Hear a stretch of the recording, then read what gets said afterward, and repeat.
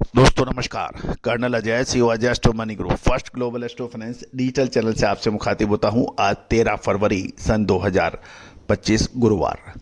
दोस्तों, कॉटन कपास पर देश का सबसे बड़ा चैनल जो लगातार आपको अपडेट और विश्लेषण प्रदान करता है। दोस्तों, मुझे बड़ी खुशी है कि आज देश भर में कॉटन के ऊपर यदि कोई अपडेट चाहता है तो सबसे पहले उसका रुख हमारे चैनल की तरफ होता है।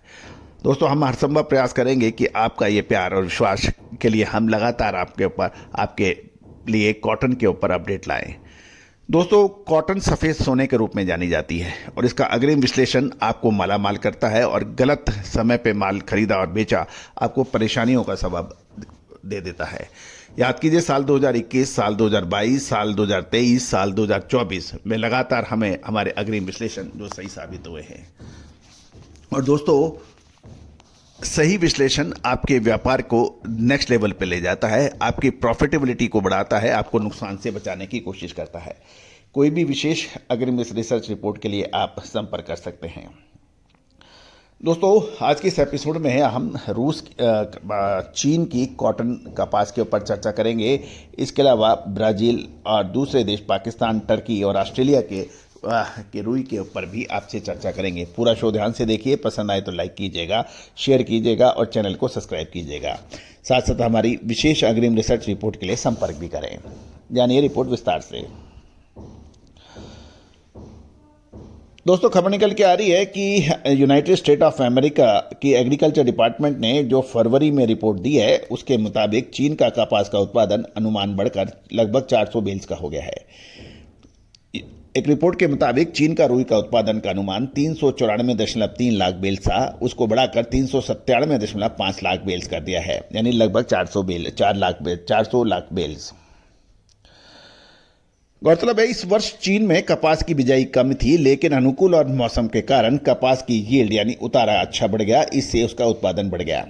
बुआई 29 लाख हेक्टेयर में हुई थी, जो पिछले साल से कम है, लेकिन प्रति हेक्टेयर रुई की उपज पिछले साल के वर्ष में 2079 किलोग्राम से बढ़कर 2327 किलोग्राम हो गई और इसी वजह से कपास की फसल में शानदार वृद्धि देखी गई है। चाइना में रुई का उत्पादन पिछले वर्ष की तुलना में 46.8 लाख बेल्स की वृद्धि हुई है। पिछले साल 350.7 लाख बेल्स का उत्पादन था, जो अब 397.5 लाख बेल्स का होने का अनुमान अमेरिकन रिपोर्ट ने दिया है। अमेरिका ने भारत, पाकिस्तान, टर्की और ऑस्ट्रेलिया के रुई का उत्पादन का अनुमान बरकरार रखा है और ब्राज़ील का रुई का उत्पादन 2 लाख बेल्स बढ़ाकर 218 लाख बेल्स कर दिया है, जो कि पिछले वर्ष 186 लाख बेल्स का था, यानी 186 के मुकाबले 218। ये ब्राज़ील की बात है। अमेरिका ने ग्लोबल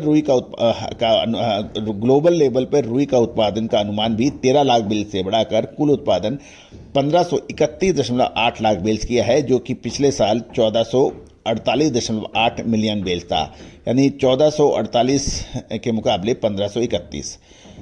दोस्तों, ग्लोबल लेवल पर रुई का उत्पादन पिछले वर्ष की तुलना में 83 लाख बेल्स अधिक होने की कुल अनुमान लगाया गया है।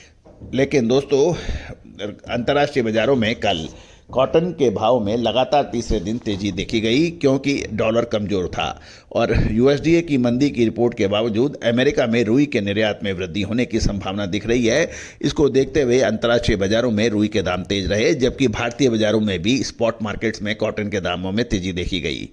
न्यूयॉर्क का बेंचमार्क मार्च वायदा मंगलवार को 1.29% बढ़कर 67.4 सेंट पे पहुंच गया, जो इंटरडे में 67.63 सेंट तक बढ़ा था और 66.57 सेंट तक गिरा था। मई वायदे के अंदर भी करीबन 1.09% की तेजी देखी गई और जुलाई वायदा 0.97% बढ़कर 69.47 सेंट पे बंद हुआ। गौरतलब है कि चीन के रुई वायदों में बुधवार को तेजी देखी गई, लेकिन कपास धागा का वायदा मिश्रित देखा गया। चीन का रुई मार्च वायदा 15 युआन बढ़कर 13,680 युआन हो गया और मई वायदा 30 युआन बढ़कर 13,760 युआन हो गया। जुलाई वायदा 25 युआन बढ़कर 13,770 युआन पर बंद हुआ।